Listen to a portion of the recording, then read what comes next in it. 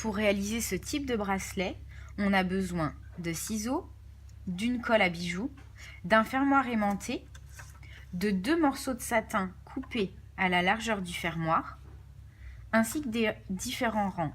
Donc là, dans mon bracelet, je vais utiliser un tissu, un cuir, une petite tresse réalisée avec des fils de coton, un rang de perles qui a été enfilé sur du fil câblé et terminé par 2 perles à écraser, et un cordon Liberty.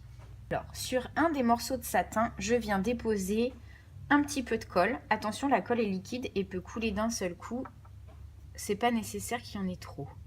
Voilà. Je prends ensuite tous mes rangs un à un et je vais venir les poser sur mon ruban de satin. Donc en priorité, les rangs un petit peu larges et plats qui vont servir de base.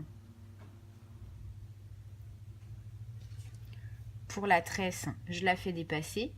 Je couperai ensuite le surplus. Je viens mettre le cordon bien au bord de mon satin.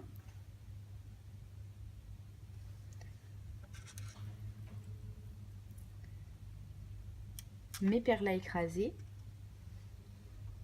Et je remets de la colle si nécessaire.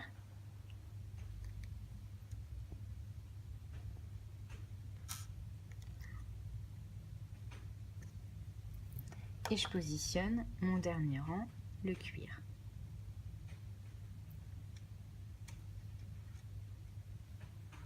On peut s'aider à l'aide d'une pince plate pour faire adhérer toutes les matières sur le satin. Pour les perles à écraser, c'est vraiment important que les deux soient bien accrochés sur le ruban. Donc on appuie. Et une fois que la colle a pris, on vient couper les rangs qui dépassent au ras, de manière à avoir quelque chose de bien droit au bout du bracelet.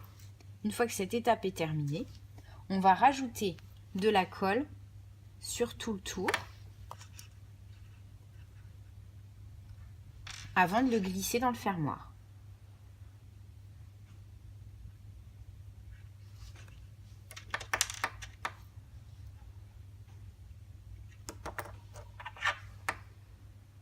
Et après, on glisse le tout à l'intérieur du fermoir.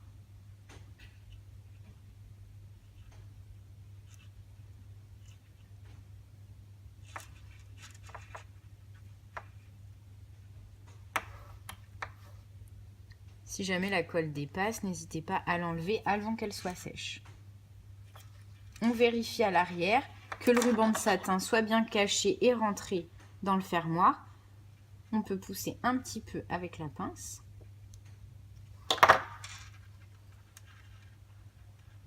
Et voilà, on n'a plus qu'à attendre que le premier côté soit sec.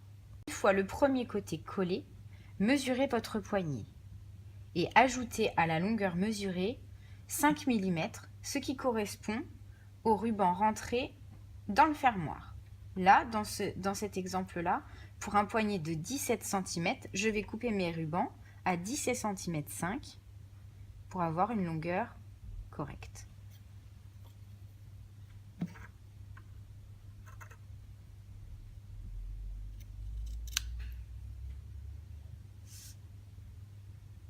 C'est important que tous les rangs soient bien coupés à la même longueur.